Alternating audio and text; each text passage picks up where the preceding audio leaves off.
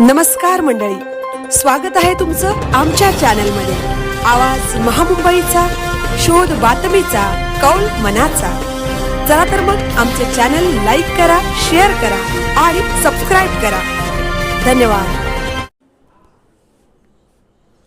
आमदार विक्रांतदादा पाटील यांच्या लढ्याला यश, शेतकऱ्यांच्या 55 वर्षांपासून प्रलंबित प्रश्नाला न्याय। शेतकऱ्यांच्या 7-12 वरचे 55 वर्षांपासून सिडकोने मारून ठेवलेले शिक्के आता हटणार। 1100 एकरपेक्षा जास्त जमीन मोकळी होणार असल्याने शेतकरी व प्रकल्पग्रस्तांना मोठा दिलासा। महाराष्ट्र विधान परिषदेत सुरू असलेल्या अर्थसंकल्पीय अधिवेशनात माननीय आमदार विक्रांत पाटील यांनी लक्षवेधी सूचना लावून पनवेल तालुक्यातील शेतकऱ्यांच्या जिव्हाळ्याच्या प्रश्नाकडे सभागृहाचे लक्ष वेधले। सिडकोकडून 1970 पासून अधिसूचित करण्यात आलेल्या जमिनींच्या प्रश्नांवर त्यांनी सरकारकडे ठोस भूमिका घेण्याची मागणी केली। आपल्या लक्षवेधीत बोलताना आमदार विक्रांत पाटील म्हणाले की 1970 साली सिडकोची स्थापना झाल्यानंतर पनवेल तालुक्यातील अनेक गोरगरीब शेतकऱ्यांच्या जमिनी त्यावेळी अत्यंत कवडीमोल दराने घेण्यात आल्या। त्यावेळी स्वर्गीय लोकनेते दिबा पाटील यांच्या नेतृत्वाखाली शेतकऱ्यांनी मोठा संघर्ष उभारला। या संघर्षातूनच शेतकऱ्यांना विकसित भूखंड स्वरूपात 12.5% मोबदला देण्याचा ऐतिहासिक निर्णय झाला। हे मॉडेल नंतर देशातील अनेक प्रकल्पांमध्ये आदर्श म्हणून स्वीकारले गेले। मात्र आजही अनेक शेतकऱ्यांच्या जमिनी 55 वर्षांपासून अधिसूचित अवस्थेत असून त्या पूर्णपणे अधिग्रहित केल्या जात आहेत ना त्यांचे डिनोटिफिकेशन केले जात आहे।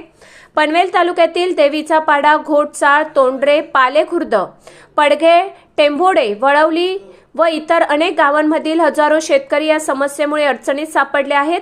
सिडकोने जमिनीवर अधिसूचना ठेवली असल्यामुळे शेतकऱ्यांना या जमिनीवर कोणतेही विकास काम करता येत नाही, तसेच योग्य मोबदला देखील मिळत नाही। या पार्श्वभूमीवर आमदार विक्रांत पाटील यांनी विधान परिषदेत लक्षवेधी मांडत सरकारचे लक्ष वेधून घेतले। यावेळी त्यांनी मागणी केली की 1970 पासून अधिसूचित ठेवलेल्या जमिनींवर सिडकोने ठेवलेले शिक्के काढून त्या जमिनी तात्काळ डिनोटिफाय कराव्यात अथवा शेतकऱ्यांना मान्य असलेला योग्य आर्थिक मोबदला देऊन त्या जमिनी अधिग्रहित कराव्यात। तसेच या संवेदनशील विषयात समन्वय साधण्यासाठी नगर विकास विभागाच्या उपसचिव दर्जाच्या अधिकाऱ्याची समन्वयक म्हणून नेमणूक करावी। या प्रश्नाला सकारात्मक उत्तर देताना मंत्री श्री उदय सामंत यांनी सांगितले की या विषयावर आमदार विक्रांत पाटील यांच्या मागणीनुसार या महत्त्वपूर्ण विषयात 450 हेक्टर म्हणजे 1100 एकरपेक्षा जास्त जमीन डिनोटिफाईड केली जाईल आणि उर्वरित जमिनीचा शेतकऱ्यांना योग्य मोबदला देऊन त्या जमिनी अधिग्रहित केल्या जातील। तसेच समन्वय साधण्यासाठी तात्काळ अधिकाऱ्याची नियुक्ती करण्यात येईल।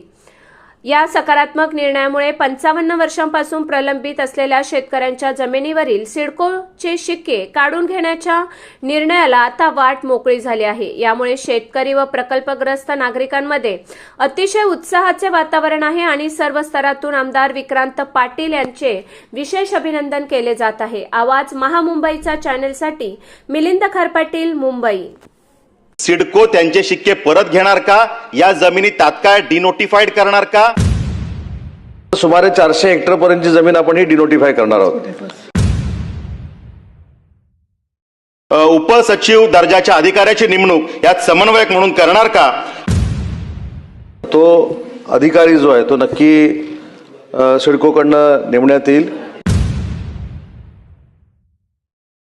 लक्षवेधी क्रमांक 5 विक्रांत पाटील। सन्माननीय सभापती महोदय, पनवेल तालुक्यातल्या गोरगरीब शेतकऱ्यांच्या एका जिव्हाळ्याच्या प्रश्नासंदर्भातली ही लक्षवेधी आहे। 1970 साली सिडकोची स्थापना झाली आणि त्यानंतर या संपूर्ण भागामध्ये सिडकोनी शेतकऱ्यांच्या जमिनी अधिग्रहित केल्या। या जमिनी अधिग्रहित करताना कवडीमोल भावाने अगदी 40-50 हजार रुपये एकरी या दराने या सगळ्या जमिनी अधिग्रहित केल्या गेल्या आणि मग स्वर्गीय लोकनेते दिबा पाटील साहेबांच्या नेतृत्वात जो संघर्ष झाला त्यातून मग यामध्ये 12.5% मोबदला दिला जावा, विकसित भूखंड दिला जावा, हे एक मॉडेल समोर आलं जे संपूर्ण देशात आता वापरलं जातं। आणि आता या जमिनी सिडकोनी ज्या काही कवडीमोल भावाने घेतल्या या विकताना मात्र सिडको 40-50 करोड रुपये एकरी अशा दराने विकते। म्हणजे किती मुजोरी सिडकोच्या माध्यमातून चालते ह्याचं हे उदाहरण आहे। खरं तर सिडको ही एक कंपनी आहे, ही सरकारी कंपनी आहे आणि सरकारची ध्येय धोरणं खालपर्यंत पोहोचवणं, जनतेचं कल्याण करणं ही भूमिका असली पाहिजे। पण ईस्ट इंडिया कंपनीलाही लाजवेल अशा पद्धतीनं खरं तर या अधिकाऱ्यांची मानसिकता असताना दिसते। पनवेल तालुक्यातल्या देवीचा पाडा, घोटचाळ, तोंडरे, पालेखुर्द, पडगे, टेंबोडे, वळवली आणि पनवेल तालुक्यातली अनेक गावं आहेत की ज्या ठिकाणी सभापती महोदय या शेतकऱ्यांच्या जमिनीवरती या सिडकोच्या माध्यमातून 1970 सालापासून शिक्के मारून ठेवलेत, जे अधिग्रहणाचे शिक्के आहेत. 55 वर्ष झाली सिडको या जमिनी घेतही नाही आणि त्या डिनोटिफाईड करतही नाही, ते शिक्के परत काढून घेतही नाही. म्हणजे शेतकऱ्याला मोबदला नाही, त्याच्यावरती सिडको स्वतः काही करत नाही आणि त्या शेतकऱ्याला काही करू देत नाही. आता जे काही उत्तर सभापती महोदय दिलं हे इतकं फिरवाफिरवीचं उत्तर आहे की ज्यामध्ये विचारलेल्या प्रश्नाला सोडून इतर सगळं सांगण्याचा प्रयत्न सिडको अधिकाऱ्यांनी केलेला आहे. मग जर का ह्यात विचारलं वेगळं, सिडको गुमराह करते, ही